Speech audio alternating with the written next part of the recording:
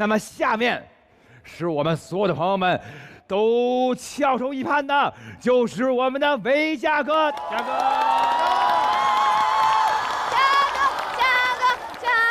我发现，台下越慌乱，台上越精彩。经历的这件事情呢，其实海涛也在，大老师也在。那一次是大概10几年前华仔参加，刘德华参加的一次华仔，对，我们的跨年。他非常非常的敬业，他要唱很多，大概是30多分钟的表演，而且他要精准到最后的倒数，他要看着这台机器说10，好，这台机器9、8、7，就非常非常难，所以我们就一直通过这个在彩排。这个彩排完了以后，大家都认为就是很精准了，而且很开心。3点钟彩排。他彩排得非常尽兴，我们也彩排得很舒服，我们都不知道时间，就大概就是可能已经到5点多了，那我们也没有觉得时间有多赶，然后按照每一年的流程，就是很舒服的说，那我们回房间，然后稍微坐一坐啊，吃个饭啊，聊个天啊。印象当中，我觉得就是反正大概也还有富余的时间。突然何老师看了一下手表。就是那种大家都还在很休闲，随便的看了一下，随便的看了一下，也没有人催场。何老师说7点28了，朋友们，哇，跑啊！因为7点半的直播，那是要就是非常非常严格的按照那个要求的。是好，突然听到外面大声的喊：“主持人上场！”就像在体育场跑步一样。就是休息室跟我们上场的那个地方非常远，完了，80公里，80公里。然后我们就说什么？好，我就记得那个就是女生就是还什么，就是那种口红赶紧补一下，就开始披着衣服，因为大家都是那种大礼服，礼服，穿着高跟鞋就马上跟着跑。我们几乎就是我海涛，我们几个人就是搀着，对，等于是就这样搀着你们，就小心小心，别着急别着急。对，就开始奔跑，踩着了，慢点。那根本跑不动的。今天的每个互动都有伊丽静哇，伊丽老师主动演出啊。好，我就跑到那个临场的时候，就已经放先导片了，就是什么，明白？今晚的嘉宾阵容有谁。对，谁？华仔陪你一起跨年。华仔，哇，就 Q 那个开场音乐了。那个舞台已经开始升了，我们还在那里往那跑。你知道那种有一种梦魇吗？就是噩梦，就是你明明知道就在前面，就是跑不到的感觉。哇，好凄凉。对，好凄凉，就真的是兵荒马乱的往上爬啊。然后就已经开始升了，那大家还要小心，别酿成舞台事故吧。夹着了，对，可怕了。哎呦妈呀，这是一个电影吧？没有，因为还是很缓慢，就我们大概就是互相搀扶着。哇塞，好就上去了，大家站好位，站好位。又来了。对，站好位，然后互相，因为我们通常上场前刚才还在那吃饭呢，盒饭，没有时间检查，没有时间检查自己嘴巴上有没有辣椒籽儿啊。牙。好，然后就这样，我是就蹲着升起来的时候，大家就开始互相看一眼，说怎么样？伊丽静老师也不知道为什么，已经开始演了。但是此时此刻的我们特别胸有成竹，是因为我们把所有的东西都排好了，升上去的时候，我们马上就到了那个就是和大家互动、一起跨年的那个状态，然后就升着说，大家晚上好，你们开吗？就那种，所以后来他们导演在回看那个片段的时候，说我们根本没有觉得你们在升起的那一刻是这么就是前一秒看不到你们头的时候，你们还在检查嘴巴里面有辣椒籽啊什么的这种。因此那一年的华仔那么敬业的跟大家彩排，然后也赢得了就是最佳跨年的一个片段的支持。哇，真好。好，大家也讲一讲嘛，那种台下的精彩故事有没有？台下的事儿太多了，有各种各样的。我演出的时候一块唱洗刷刷，然后女生在那儿，酒吧里头这么，她头发特别长，然后说跟我一起互动，洗刷刷，洗刷刷，然后她就后边开始冒烟。我说台上有干冰的吗？台下也有干冰啊。她那个头发特别长啊，夜店那个蜡烛头发着了。天哪！我说你的头发，她说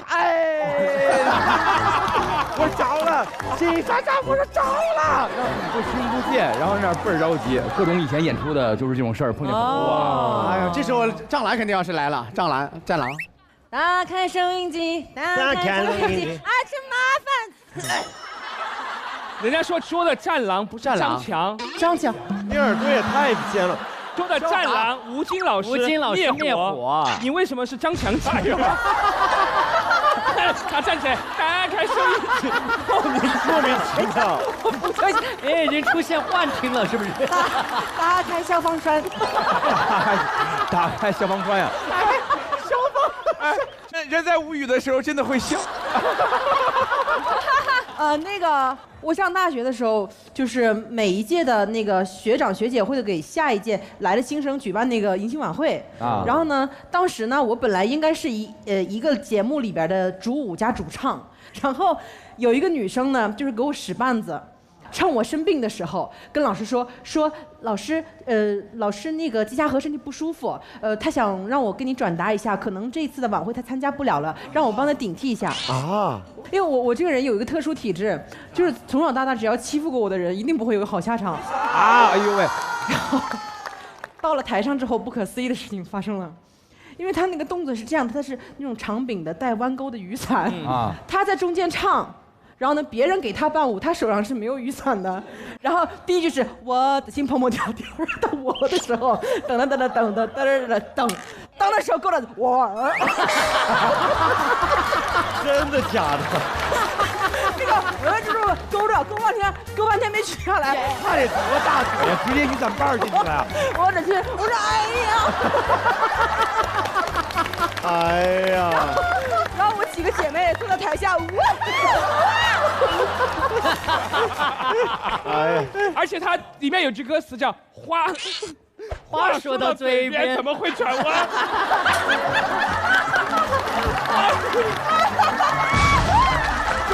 话说到嘴边怎么会转弯？全赶上了。这个时候，那个舞蹈演员就不够专业，要保持平衡，这边也应该勾过来，哇，两个来啊，这样就不会歪了，不转弯了。黄子的那个刷到没？黄子弘凡，他在那个音乐节，哎嗨，然后走到这边，突然喷干冰，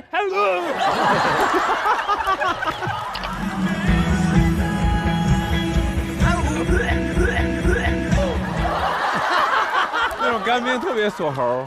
好的，那差不多就说到这里了哈。好了。我听过一个理论，如果上场前你觉得稳了，上场之后就真的特别容易垮。对，反而有的时候你觉得，哎呀，完了，我好紧张，怎么办？真是，哎，反而特别容易沉。综艺之神眷顾，所以说有可能台下会有一时的慌乱，代表着你对这个舞台很尊重，对吧？最终你可能会得到一些非常值得的收获的。对，而且我觉得真的是因为大家的这个认真的态度和每年的这个经验的累积结合在一起，才能够让场上场下都非常的自如，是的，所有的问题都能解决，就像咱们的美素佳尔一样。哎呀喂，他们的奶农有100多年的养牛历史。哇哦，这个词难不难说？他们的奶农100年养牛历史。而且他们上岗之前要培训整5年，什么？哦，每一天兢兢业业、认认真真的学习挤奶，而且他们的牛吃的是28天天然生长的黑麦草，这样才能产出这个蕴含丰富的高乳脂、高蛋白的好奶。所以真的要为大家的认真点赞！厉害，严琦厉害！有请下一位。有请他一立那儿，别人就安静。他是我们的伊丽姐。我发现，看起来坚强的地球人只是碎的不明显。我其实就是特别容易碎的人，只是大家觉得我看起来好像是很坚强、很冷静。不会 Trouble Maker 那会儿已经碎了吧？肯定碎了，肯定。我其实真的是每次上舞台之前的话，我的压力都特别大。为什么？等下这句话都打扰你了，还不能接茬？别接了，老师出不了相声。大家不要轻易的出手。没关系，没关系。我当时这是一个训练，我看看我的极限能到什么样的程度。好，哎，没事儿，您来，您来。我其实每次上台之前就是会有压力，非常有压力，就包括我哪怕1对1的采访也是这样。像这种人多的话，我更是压力非常的大，就真的会容易碎。我记得有一次的话，是我们在吐槽大会的时候，然后一堆人站在那儿，我当时好羡慕他们的，我觉得他们特别从容之类，就包括你们。然后我就说，我说你们都不紧张吗？他们有人说可以啊，没什么呀。然后我就觉得说啊，真的吗？我就特别好奇，我说能握个手吗？我就握了一圈手，大概是4、5个人还5、6个人，我都忘记了，你知道，握了一圈手，我只握到一双温度正常的手。哦，是谁？所以你们能想到那些看起来特别从容，就跟我说我紧张有压力的时候，你们都觉得不太可能似的。你们知道那双温暖的手是谁？谁？我刚刚其实已经问过这个了，你完全没理我而已。他讲话的时候不听别人的。李诞的手吗？是不是李诞的手？不是李诞手，他老平时这么着插着，他老捂着，是这样的。搓热了，在里边搓呢。他就胡说。你知道，连那个张绍刚的手都是冰冷的，对，都是冰冷潮湿的。湿疹，张老师有湿疹。湿疹还行。好，我没有问题，我会习惯你们的。您说对不起，打扰你了。你应该说好多对不起了，你一直在打断我。因为我会在乎吗？听我说，我要坚强，我只是碎的不明显而已，我其实早就碎了。我其实有一次采访浪姐的时候，有一个女艺人，我采访她之前，我头一天晚上几乎就没睡觉，我压力大到不行。这个人其实她在江湖上跟我一样的那种，就是刻板印象，你哦什么好像你知道似的。哦都不行啊。好像只针对了你，其他人都在问问题。我已经简化到，哎呦什么？为什么？我都简化到，不是，伊丽老师是完全不能呼吸的。对不起。憋住啊！需要我们猜猜是谁吗？还是你会说？不需要你猜，我也不会说。不需要我们不能呼吸。然后，到那天第2天现场要录制的时候，我刚进棚里。我进棚里的时候，他要进来的时候，我就去迎他嘛。我当时压力大极了，然后结果没想到他怯怯地走进来，他也紧张，小心翼翼的，他说：“我压力特别大。”他们说你特别厉害，我说会有这样的说法？我说你压力特别大，他说哦，我说那我们握个手吧，因为我想试试他的手什么样。结果，行。他的手真的冰冷的，在那儿我就开始一下放松下来了。你们觉得这个艺人会是谁？这个开始猜，来。最后还是要猜啊？不需要你猜，我也不会说。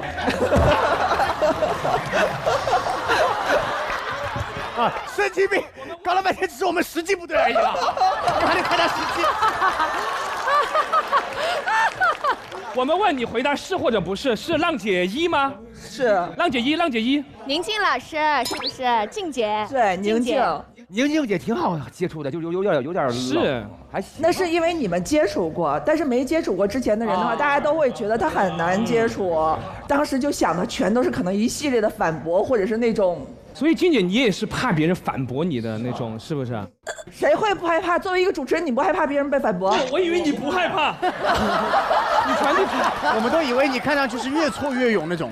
我其实早就碎得不成个了。我说我和宁静来，我们俩真的是可以弄成一个组合，叫岁月静好，破碎的碎，这真的是，我们俩真的都碎了。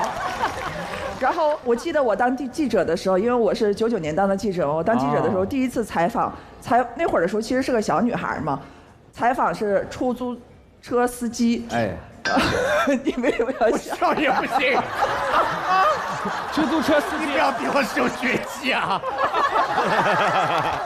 ！99年的时候，北京的话还是面的嘛。我当时那是第一个采访，是要采访关于这个汽车发动机里头安装一个什么机器。但是就是我还不敢上来跟人说，我说我是记者，就你没有那个信念感啊。我就想了一个办法，我说我去打车。哦，我一个车去打车去，上了车之后，先跟那个司机去哈了，反正因为北京的司机都很贫嘛，闲聊，对，一直在那说瞎聊，聊了之后的话。因为到10块钱起步价就要跳了，那会儿其实收入特别的少，所以呢，我要在跳之前把这个问题问他了。你要在跳之前跳车？哇塞！来，这个同学要说话啊，允许吗？来，不允许，他憋着你，哇！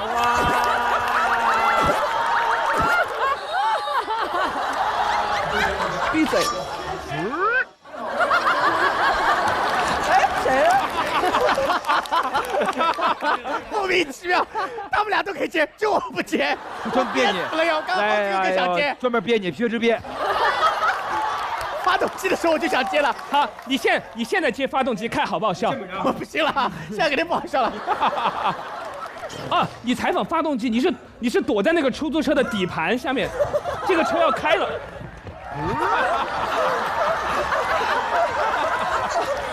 所以叶丽静老师又叫阿杜。我应该在车底，不应该在车底采访发动机。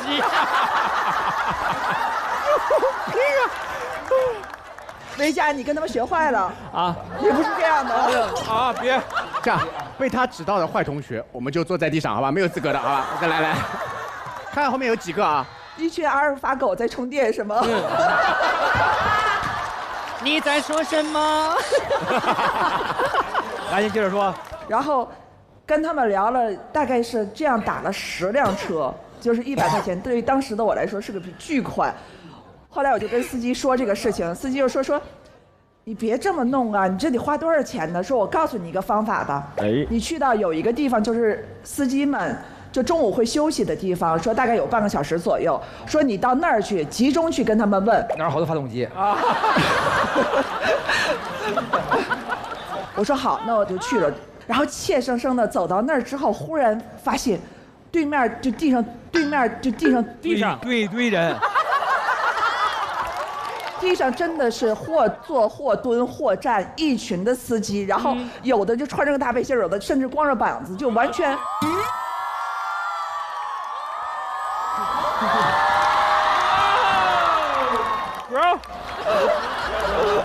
不知道女生会不会有那样的感觉，就是当我们要走过一条路的时候，前面如果有一排男生在那坐着的话，你是不知道该迈哪条腿的，会害怕，觉得不知道该怎么办，就想跑过去。但是那么一群人，我就站在原地就盯住了，我就真的碎了。老师，我打断一下。你为什么要打断呢？我选了一个最累的动作，我换个动作。好了。我到后来时候一看时间实在不够了，我就噌的一下鼓足勇气就冲到他面前，他们当时都吓了一跳，你知道吗？吓死了！这个节目好浮夸呀的，这不关我，是他们的啊，不关我。那你是怎么起来的？你不是跳起来的？啊，就我不能起来。勇敢的冲过去，采访完成了吗？采访当然完成了，然后用了最省时省力的方法，但是前面我已经花了一笔巨款了。没想到叶老师也会碎，但是他每次碎了以后还会鼓起莫大的勇气完成他工作的使命，了不起！反正快过年了嘛，就岁岁平安吧，大家都岁岁平安。叶老师，你采访大家嘛，随便问几个，平时也没这机会。没有，我很想问杨迪。问我是吧？让问我，你现在问我吧。你好浮夸啊！刚刚我让你问他们，你偏偏问我。好，你问。这就是我的招。我是真的很好奇，你在这做了这么多季的话，你讲了那么多故事，不可能都是真的吧？这个问题问得非常好，确实录了这么多季，讲了这么多故事，所有的故事都是假的，全假都编了，全是编了，没有个真的故事。No， 我会有一些加工的成分，但是一定是真故事做底，这样我才有画面感。如果没有画面感，我讲不出来。所以说我能保证真的是真的。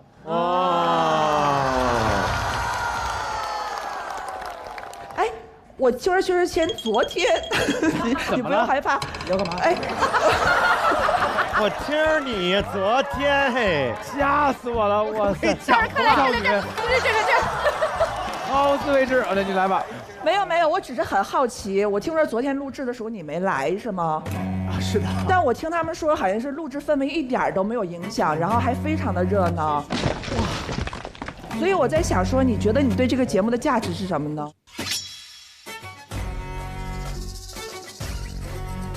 我觉得我多余了。问出来了！哎呦，李立新老师有气场，绝对的，有气场，绝对的。大张伟，那昨天薛之谦没来的话，你会觉得你的光芒更盛一些吗？我有什么光芒啊？我跟薛之谦，我们是发同样的光。这个节目大家好，它真的好啊！您这么多年了，不知道利他才是利己吗？这是一个基本数学的规则呀！啊，好官方啊！这么假的答案，你自己都能相信吗？你看看，愿意相信美好的人才会美好。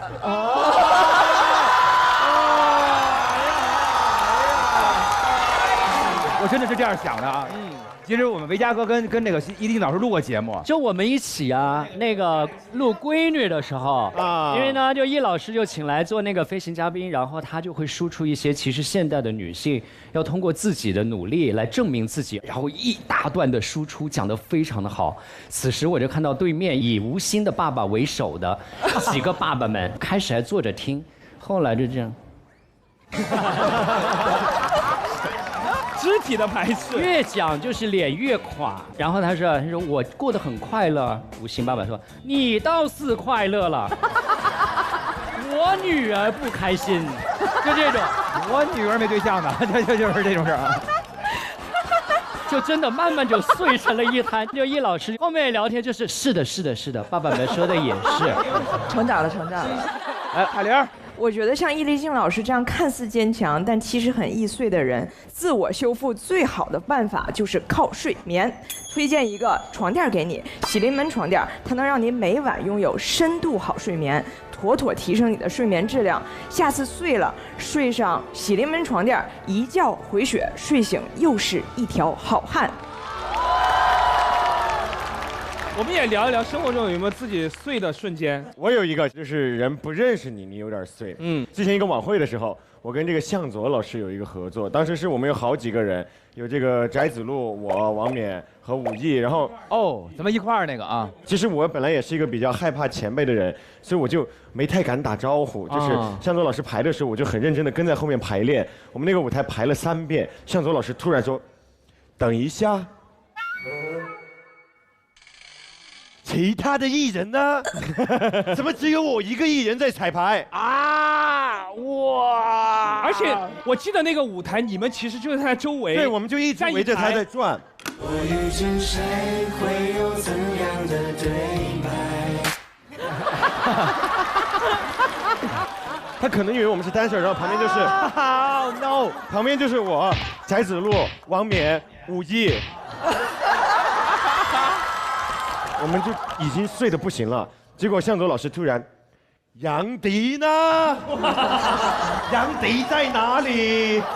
我唱你的歌，你怎么不来现场找我？让杨迪过来，口音都好像哦。他们只是翻唱我的歌，我为什么原唱一定要在现场？因为我去跳 Trouble Maker 去了 ，OK？ 没有。哎，我之前碎过一回特别神的，就是我还笑碎了啊！当时有一个人，他是那个看门的那种大爷，还是小伙子忘了啊。然后呢，他呢特别励志，想学吉他，唱 Beyond 的那些特别那个励志的歌曲。但是他不会弹吉他，他觉得他自个儿会弹吉他，明白吧？然后他站在台上，然后那个话筒杆就在这儿嘛，他就开始弹嘛，反正就是难听嘛，对吧？然后但是呢，因为他励志，咱们也得给面嘛，就是说，哎，一定得鼓励，一定得鼓励，他就唱啊，然后那个话筒杆呢，可能是节目组没给他拧好，就一点一点往下降，他就跟着一边流眼泪唱这个歌，就开始原地这么开始劈叉，然后我在那笑得我快碎了，然后我就说我不能乐，因为太励志了，因为他很感人。然后蔡明老师啊，在我旁边呢。他也想乐，他为了防止他自个儿乐，他掐我大腿，你知道吗？他说不要笑，大张伟，不要笑，然后我这瞎了啊！这实在太好笑了，这个实在是太逗了。好嘞，有时候好多时候我们会觉得自个儿碎，是因为把我们自个儿认成了玻璃啊，因为大家都说玻璃心，玻璃心，玻璃心。然后其实我们把自个儿看作并不是个玻璃，也许我们是个泥巴，也许我们是个弹力球，我们的反弹性特别强，所以那个时候我们就不在乎自个儿碎不碎了，因为我们可以重塑我们自己，可以重新捏我们自己，好不好？谢谢各位。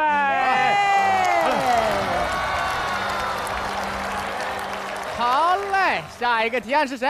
来，张延琪来啦！延琪，延琪，我发现，哇哦，地球人的人机感越来越重了。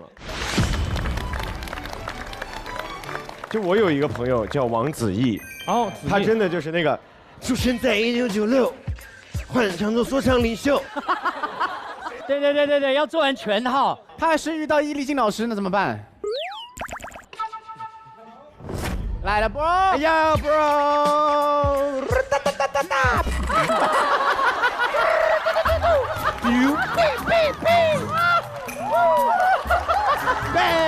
再见。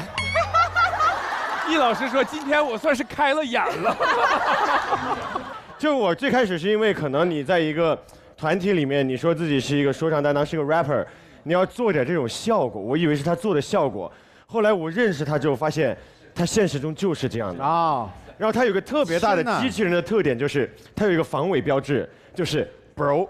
然后他就一直说 bro， 然后我回去翻我跟他的聊天记录，然后就是每一句他都要说一个 bro。你跟他聊过天没有？我跟他聊过天，但说实话，他是不是觉得我英文不好？他说哥，而且我问他一个什么事儿，我说子毅，到时候你把这个发到我的邮箱。好哥，他直接帮我直译了。好哥 ，My English is good, OK, bro。因为他可能听说过你说 bro 这个词乱说的。他说 bra， 他说 bra 啊，他假装叫的爸，其实还是叫的哥 bra。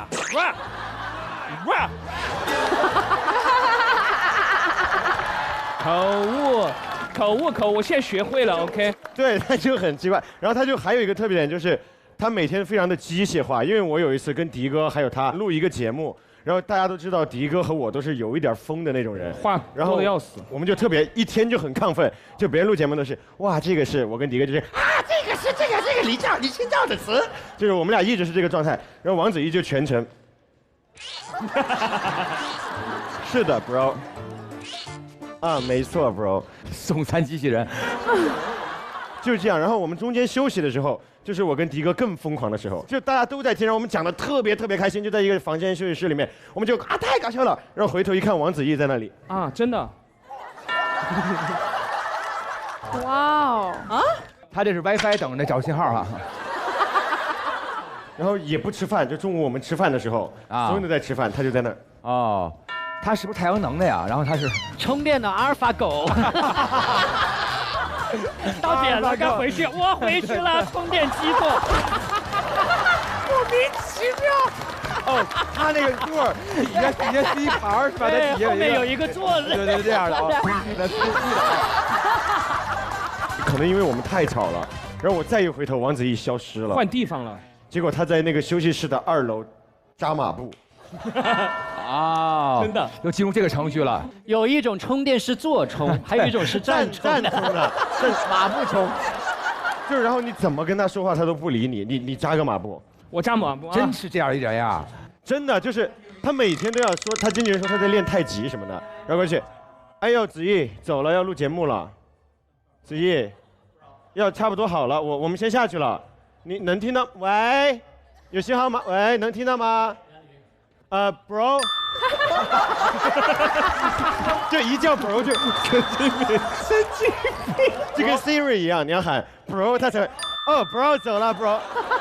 反正子毅确实是很可爱那种感觉，对，很有意思。其实我们就是认为，其实人机感就是在于人感觉活得越来越没有人那个人味儿的感觉。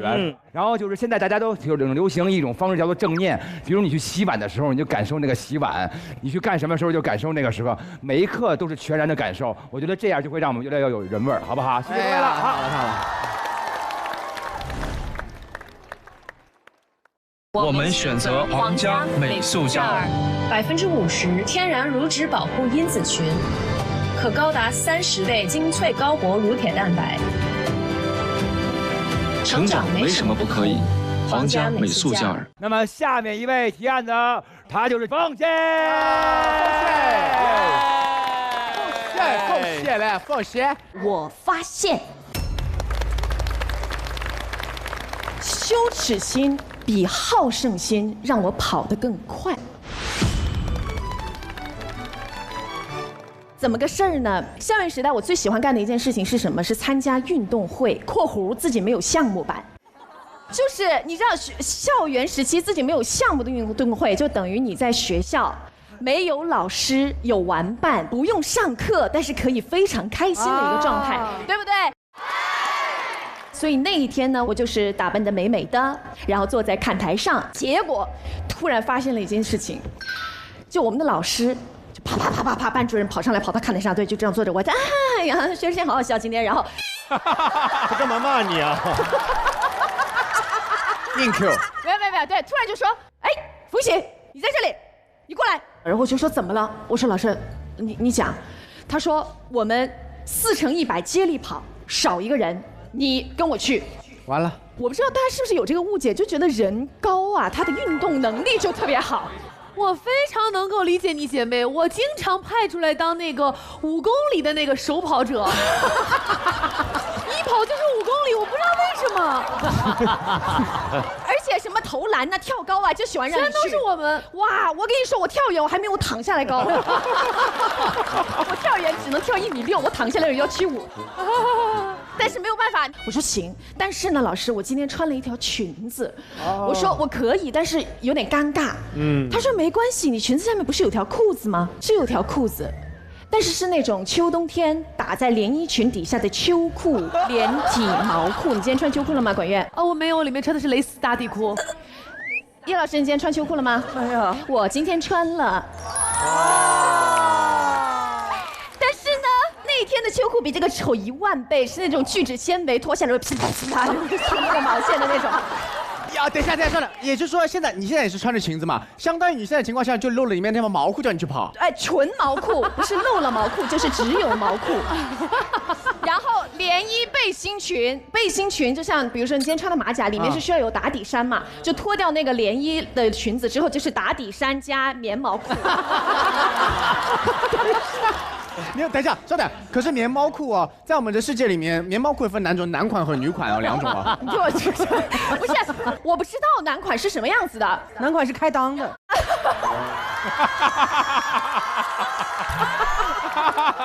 但是呢，就是很恶心，你知道那穿搭。然后我那天穿裙子嘛，穿了个靴子，就像今天这样。我说老师，我鞋也不行。他没关系，我给你借。然后提了一双亮蓝色的波鞋。波鞋，好久没有听到波鞋这个词了。想象一下那个画面啊，一件棉毛衫，然后一条毛裤，然后一双亮蓝色的波鞋，然后接力赛会有一个荧光绿的那个赛牌在这个位置。哇，你说的我潮人恐惧症都犯了。我那个时候还是有一点点小偶像包袱，就是那个时候还是小有名气。我不能接受我学校的一个小有名气了、很厉害、看上去又很美美的姑娘穿了一条男款秋裤在那边赛跑，不可以。就一点点，然后呢，而且那个时候是广播站，其实从事文艺这个活动比较多，硬下去跑。我说啊，快点吧，我说也不要看到。我们班主任就安慰我说没关系，看台离那个操场非常远，说你其实远看的就是一个紧身的一条黑。哎。有道理。对，然后他说没关系，脸也看不清楚。我说好，然后我就下去了。下去了之后是很远，看台下面有个跑道，跑道边上有一群拿着单反相机这样的3D 记者，你知道吧？就是那种现场记录要拍那个现场报的。这是老师给你安排的站姐。对，拍完可能回去还要写 report 那种，然后拍了之后，我当时浑身上下尴尬的点太多了，羞耻的地方太多了，不知道遮哪，我就遮脸。然后下去之后，我说赶紧跑吧，我从来没有那么想过那个接枪声，马上就响起，开始了，我就跑，然后我就开始奔跑，我就跑，然后就听到那个广播站上突然传来了我非常熟悉的站员的声音，啊，初3一班的冯喜同学，亮蓝色的跑鞋就是你的勋章，加油跑吧，赛道就是你的舞台。我说你不要再说了！哇，真的，我那时候跑的时候，我觉得我整个裤子在窜风。所以听我说，如果你是穿风的话，你妈妈肯定给你买错了。的是哪款？对，我好想冲出去，我好想冲出世界，冲出宇宙。然后最后的结果是那一天我们一共跑了全年级第1名。哦，你还跑了第1名，你还得上去领奖。然后因为你跑太快了，全班还把你这样跑起来，快拍快拍。然后秋裤更穿风了，就整个飞起来啊，大概就是这个样子。我发现就是，如果你一旦坚持跑起来，我跟你说，所有的异样眼光你都会抛之脑后。所以朋友们，不要在意这些声音，勇敢的向前跑吧，一定会拿到第1。因为怕丢人，然后一直跑，然后结果跑特快啊，就冲过终点都没停，直接跑出学校了，回家了。阿甘正传。你说到穿搭，我真的想到我自己一个事儿，我这个人看似不拘小节哈。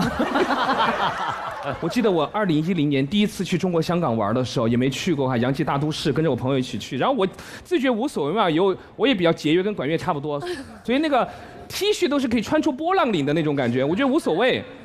但那边太时尚了，有点时尚过头了。他说：“哎，我们去买东西，那边有个叫海港城。”我听起来也不觉得多么洋气嘛，海港城一去洋气的要命。太洋气了！我人生第一次，我是走到一个穿衣镜那儿哈，哭了。真的？我朋友看我那个死样子，就马上把我带到一家店里面去买，紧急找那种港男给我搭配了一套。你们看一下当年的那个照片，来。裤子玩起来的意义是卖报童知道吧？以前有，感觉送完报纸还要回去田里插秧的感觉。是因为我脸的关系吗？长着看也就是，哎呀，也一般，可能审美变了。但是我穿上这一套，我在海港城简直头都潮翻了，潮翻天，我的天，特别有感触，因为我们乐队以前演出，我有段时间非常疯狂的在上台去说一些不该说的话。反正那时候我们的说话呀，我们的话就跟那个衣服吊牌一样，会被剪掉，你知道吧？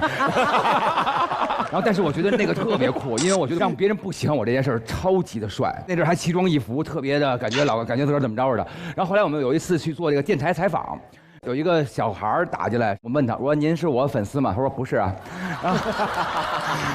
我说你不是我粉丝，给我打什么电话呀？但是我妈老带我去看您演出。哦，我说您妈妈是我粉丝对吧？不是啊。哎，那妈妈带你看我们演出干嘛？说我妈妈每次带我看你演出都指着说你要以后不努力学习啊，就这样。反面教材了，我就觉得哦，原来我故意跟这个世界对抗是有问题的。然后对，然后我还是就是说在实现自个儿愿望的同时，别那么玩命的跟别人对抗，就是这种感觉。我想到那个羞耻心这件事情，是因为我们最开始工作的时候，前面有一个鼻子器是可以一直滚动，是，然后你就可以去念上面的那个字。然后我记得那个时候就是录一个新春的一个合集，就那种字滚动起来的时候，你就觉得很紧张，你就感觉你在跟那个字在搏斗。就是我真的很难把这个念顺，赶不上趟怕。对，就一念就要不就错，要不就快，要不就很难受，然后就一直在错，一直在错。然后对面的就是工作人员就是。哎呀，一声叹息，滚得无奈了。哇，我那一刻就完全就是自尊碎了啊，碎了。就从那个之后，就是任何就比如说要像这种能背的东西，就很长的东西，我尽量都背下来。所以当冯喜说出这个题目的时候，我很喜欢。事实证明，羞耻心比好胜心要厉害得多。因为有的时候，恐惧反而比向往能激发我们地球人更大的潜力。所以，我们不妨把偶尔的羞耻呢，变成自己独特的升级方式，对不对？好的，本次会议呢，所有特工提案已经结束了。哎，在场的所有观众呢，都有唯一的一票投票权，给你认为本次会议最有梗、最好笑的特工的是，而厂牌的得分呢，就是该厂牌所有特工得分的总和。那个得分最高的呢，就赢得了本期厂牌大战的胜利。记住啊，只能投给一位特工了，同学们，请大家慎重的投票。各位看好自己要投的这位朋友啊，开始投票。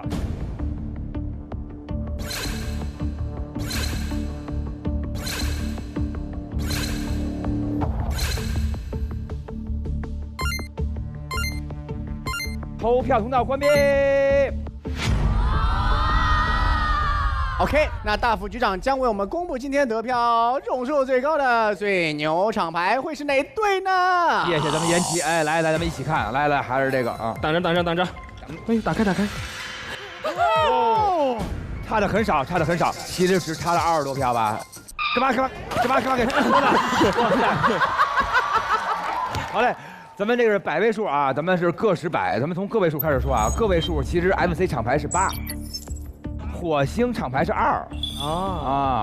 然后那个百位数2个都是1，关键就是看咱们这个10位数是什么了。MC 厂牌10位数是2，火星厂牌是5，152，恭喜火星厂牌！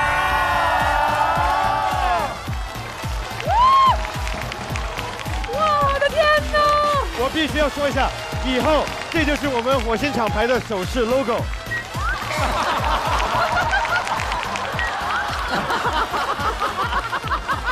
火星有句俗话，快乐牛牛产好奶，代代特工都精彩。希望我们都能在火星的舞台上收获成长。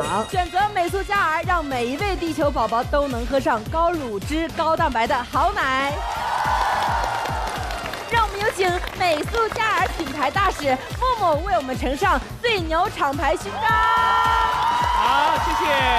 来，好，给我们的火星厂牌颁发我们的火星勋章。谢谢。第一次来就拿到勋章，下一次我还要来拿勋章。好吧，非常开心。然后最后希望大家都可以像美素佳儿和火星的每一位特工一样，开心且认真的面对生活。咱们赢了，对不对？对呀，赢了，哎，应该好像是易老师夸你们哦，人类奇迹，易老师夸人了，人类的科幻片开始了。你们获得这个奖项名副其实，德以配位，不像上面坐着3位。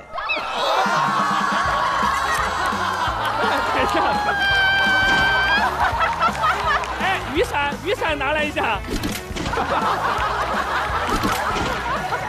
我们当然还是要感谢一下我们的嘴强厂牌，当然，给了我们这么精彩的故事，谢谢你们大家的参与。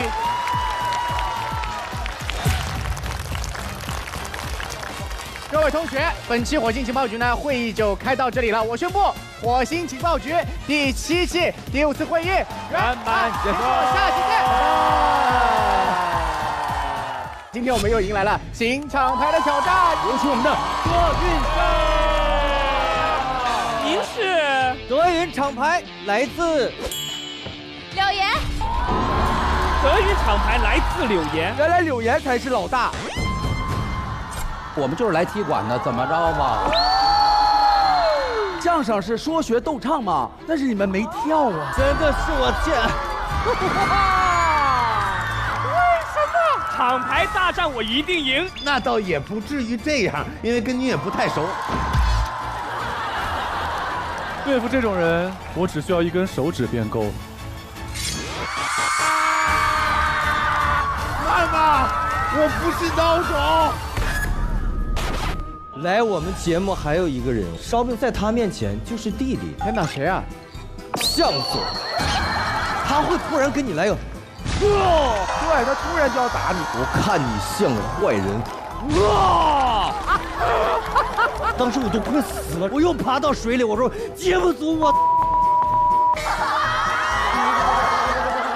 在 QQ 里边聊，他说我们这关系算什么？我说我娶你。哦天哪！在哪儿结婚啊 ？QQ 空间吗？我呢？你在我心里啊。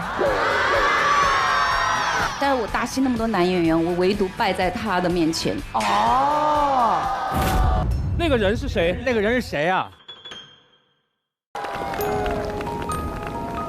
寒冷的季节来了，东阳光药温馨提示您：躲开窗，通风很重要，勤洗手，病毒无处藏，守护你茁壮的长大，一直保驾护航。戴口罩，人多也不